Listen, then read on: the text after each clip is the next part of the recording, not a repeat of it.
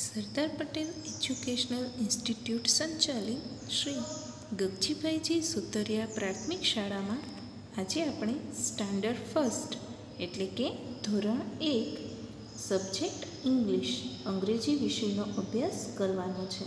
વિદ્યાર્થી મિત્રો, તમારી સરળ અંગ્રેજીની અંદર યુનિટ 53 થી 56 એટલે કે યુનિટ 53 થી 56 એનો આજે આપણે અભ્યાસ કરીશું.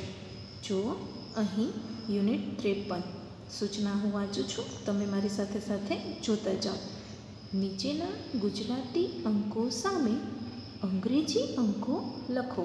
આ પહેલાંના તાસમાં આપણે 1 to 10 અને પછી 11 થી 20 સુધીના અંકો શીખ્યા હતા, બરાબર ને? અને એનું ઉચ્ચારણ પણ શીખી ગયા છીએ. યાદ છે ને વિદ્યાર્થી મિત્રો? એટલે 1 થી 20 હવે આપણને આવડી ગયા છે. તો આપણે એ 1 થી 20 છે એને યાદ કરીશું અને અહીં લખતા જશું. તો ચાલો લખવાની શરૂઆત કરીએ. પહેલું છે એકડો અને નવડો. એકડે નવડે 19. તો ઇંગ્લિશમાં લખીશું 1 અને 9. 1 9 19. શું લખીશું? 1 અને 9. 1 9 19.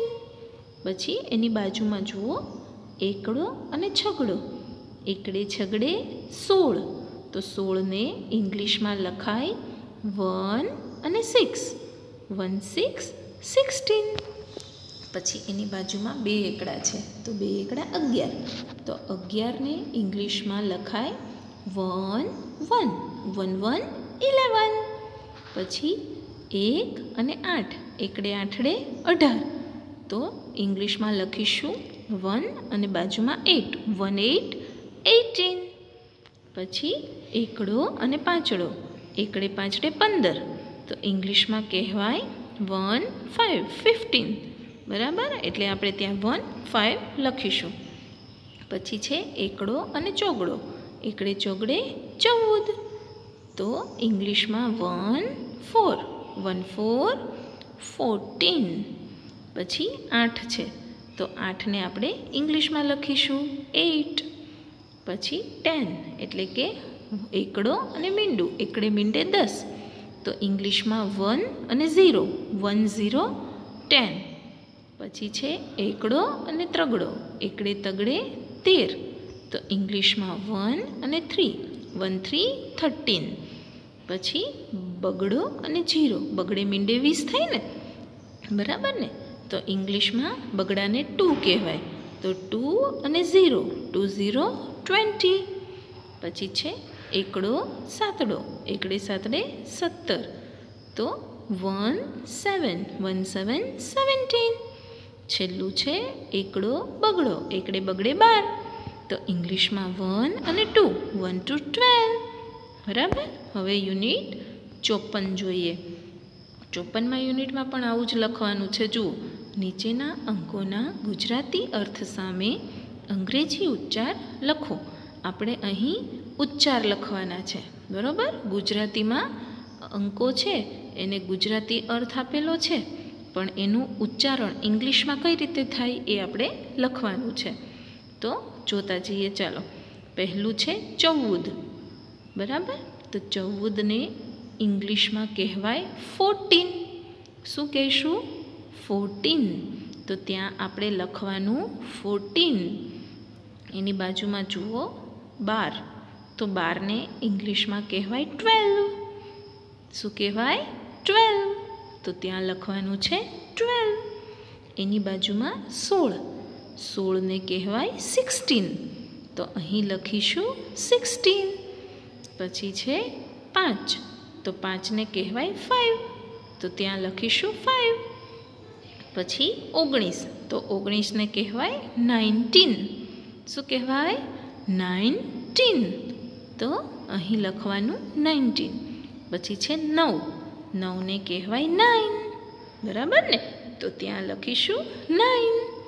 પછી છે 18. તો 18 એટલે 18.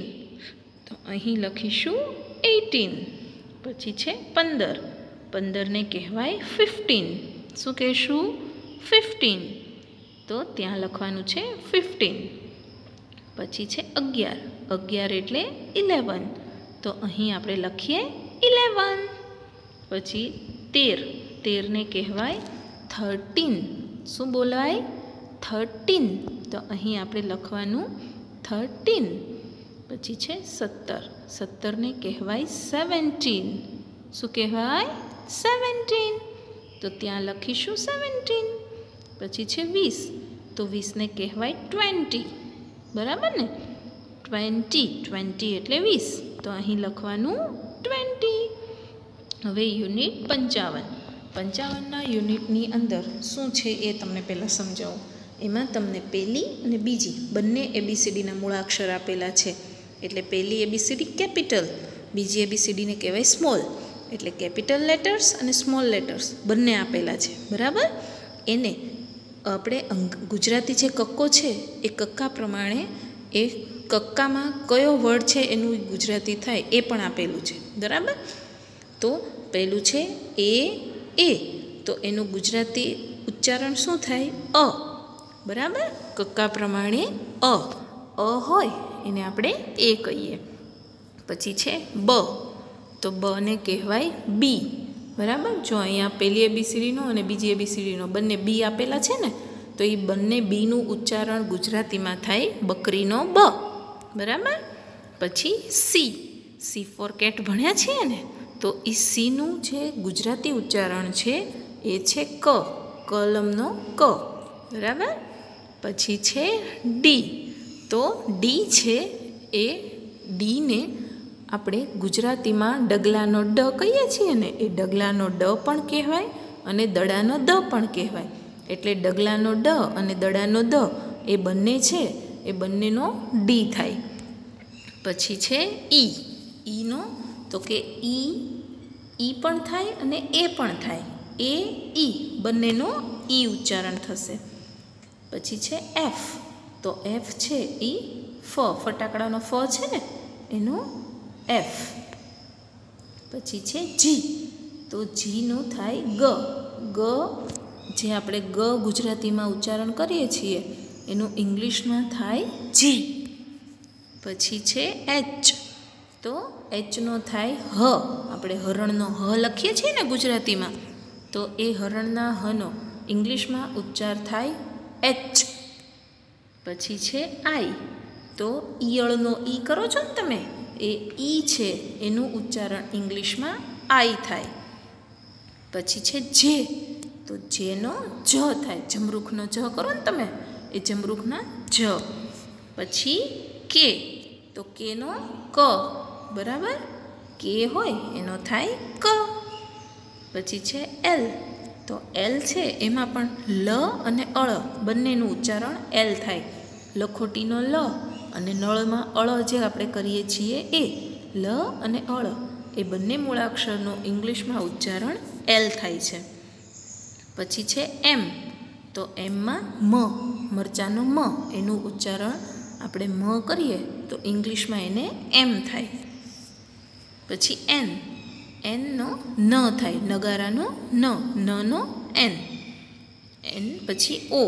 તો આપણે ઓ એવું બોલીએ છીએ ને, ઓ, તો એનું ઉચ્ચારણ ઓ થાય છે. પછી છે પી. તો પીમાં પતંગનો પ છે એનું ઇંગ્લિશમાં પી થાય. પછી છે ક્યુ. તો ક્વ એવું આપણે લખીએ જ્યારે ગુજરાતીમાં ત્યારે એ ક્યુ બને. પછી છે આર. તો આર છે એનો ગુજરાતી મૂળાક્ષર થશે ર. બરાબર? રથનો ર. એ રથના ર છે એવો ર હોય એનું ઇંગ્લિશમાં થાય આર. પછી છે એસ. તો એસ માટે સસલાનો સ. પછી છે ટી. તો ટી છે એમાં પણ બે ઉચ્ચારણ છે. એક તપેલીનો ત અને ટપાલીનો ટ. બંનેનો ઇંગ્લિશમાં ઉચ્ચારણ ટી થાય. પછી યુ. તો યુમાં પણ એવું છે અ અને ઊનનો ઉ. અ અને ઉ એ બંને જે ગુજરાતી મૂળાક્ષરો છે એનું ઇંગ્લિશ ઉચ્ચારણ યુ થાય છે. પછી છે વી. તો વી એટલે વહાણનો વ. આપણે વહાણનો વ કરીએ ને એ વ છે એનું ઇંગ્લિશ ઉચ્ચારણ વી. પછી ડબલ્યુ. તો તો વનું પણ ડબલ્યુ. પછી એક્સ તો ક્ષ, ક અને સ, કસ એમ બોલીએ આપણે ત્યારે એક્સ. પછી વાય તો વાયનું યતિશનો એનું ઉચ્ચારણ છે વાય. અને છેલ્લું છે ઝેડ. તો આપણે જમરૂખનો જ કરીએ એ નહીં, ઝબલાનો જ, જમરૂખનો જ નહીં, ઝબલાનો જ કરીએ એનું ઉચ્ચારણ ઝેડ થશે. બરાબર. હવે આગળનું યુનિટ જોઈએ તો યુનિટ 56 છે. આ 56માં યુનિટમાં હમણાં આપણે જે ભણ્યા ને અંગ્રેજી છે એનું ગુજરાતી અર્થ શું થાય મૂળાક્ષરનો એ આપણે આમાં લખવાનું છે. બરાબર. એટલે પહેલી અને બીજી ABCD તમને મૂળાક્ષર લખેલા છે, એ મૂળાક્ષરનો ગુજરાતી અર્થ તમારે અહીં લખવાનો. તો જો પહેલું છે એ, તો એનો શું થાય અ. એની બાજુમાં જુઓ જી, તો જી છે એનું ઉચ્ચારણ તો કે ગ.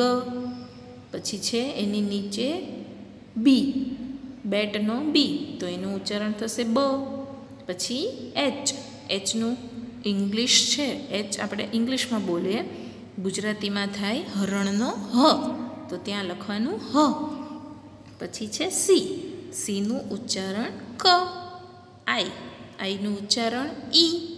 પછી છે ડી, તો એમાં બે ઉચ્ચાર થાય છે દ અને ડ. બરાબર. તો એ બંને આપણે ત્યાં લખીશું. પછી છે ઈ, તો ઈ અને એના પણ બે ઉચ્ચાર છે, તો એ ત્યાં લખવાનું. પછી એની બાજુમાં છે કે, તો કેનો થાય ક, તો આપણે ત્યાં લખીશું ક. પછી છે એફ, તો ફટાકડાનો ફ એનો એફ થાય ને, તો ત્યાં લખીશું ફ. પછી બાજુમાં આપ્યું છે એલ, તો એલ છે એનું લ અને અળ બંને ઉચ્ચારણ થાય, તો ત્યાં લખીશું લ અને અળ. પછી સામેના કોષ્ટકમાં જુઓ એમ, તો એમ છે એમાં મરચાનો મ થશે, મ. અને બાજુમાં છે એસ, તો એનો સસલાનો સ, એટલે એમનો થાય મ અને એસનો થાય સ. પછી છે એનનો થાય ન અને ટીનો બે ઉચ્ચારણ ત અને ટ, તો એ બંને આપણે ત્યાં લખીશું. પછી છે ઓ, તો ઓનો ઉચ્ચારણ ઓ જ થાય છે. યુ, તો યુમાં અ અને ઉ બંને આવે છે, અ ઉ, તો યુ. પછી છે પી, તો પીનો પ અને વી, તો વ. પી છે એનું ઉચ્ચારણ પ થાય, વીનું ઉચ્ચારણ વ થાય. ક્યુ, તો ક્વ અને ડબલ્યુ એનું ઉચ્ચારણ પણ વ થાય છે. પછી છે આર, તો આર છે એ રનું ઉચ્ચારણ આર થાય, એટલે આર છે તો એ ગુજરાતીમાં ર. અને એક્સ, તો ક અને સ, કસ. બરાબર. હવે હોમવર્ક જોઈએ. આજે જે આપણે યુનિટ ભણ્યા છીએ ને એ યુનિટ તમારે તમારી સરળ અંગ્રેજી છે ને એમાં પૂરવાના છે, અને 3 નંબરની જે પાકી નોટ છે ને એમાં પણ એકવાર લખી લેવાનું, એટલે તમને રિવિઝન થાય, યાદય રહે અને પાકું પણ થઈ જાય. બરાબર છે.